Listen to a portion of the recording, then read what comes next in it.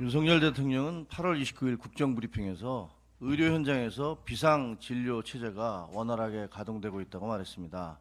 하지만 대통령은 어젯밤 의정부의 한 병원을 찾아가 정부의 수가 정책이 의료 현장의 어려움을 충분히 반영하지 못했다고 유감을 표시했습니다. 절대로 그런 일이 있으면 안 되겠지만 대통령이 아무 문제 없다고 장담한 뒤에 응급실이나 수술실에서 사고가 터지면 사태는 정말 심각해질 겁니다.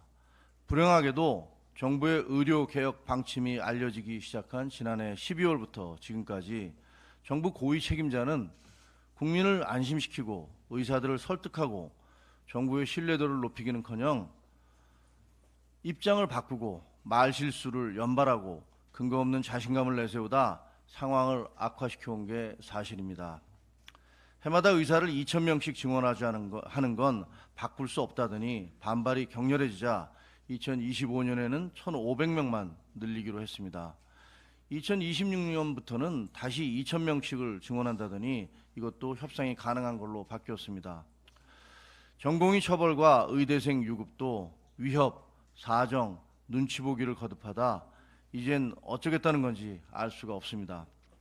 이쯤 되면 애초에 왜 2,000명이란 숫자를 고집해 혼란을 자초했는지 이해하기 힘듭니다.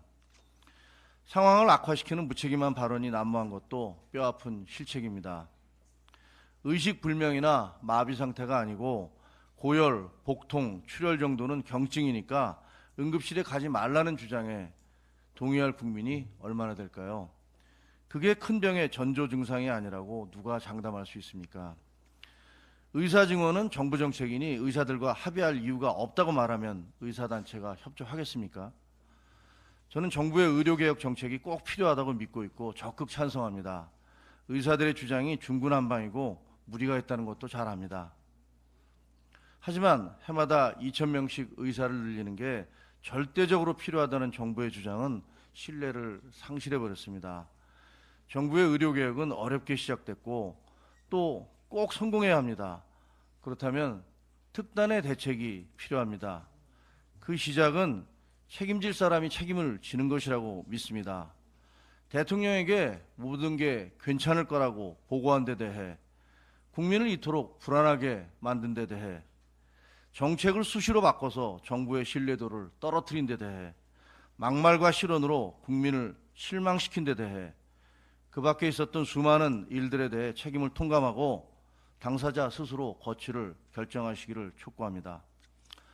정부는 지금까지 어려운 상황 속에서 애써왔습니다. 하지만 상황이 이 지경이 됐으면 임명권자인 대통령과 국민을 위해 결단을 내려야 합니다.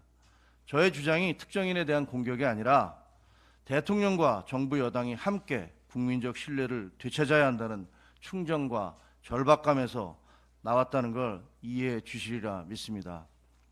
비온 뒤에 땅이 굳는다고 합니다. 이번 진통을 딛고 일어서 대한민국의 의료체계가 명실상부하게 전 세계 최고로 거듭나기를 진심으로 바랍니다. 이상입니다.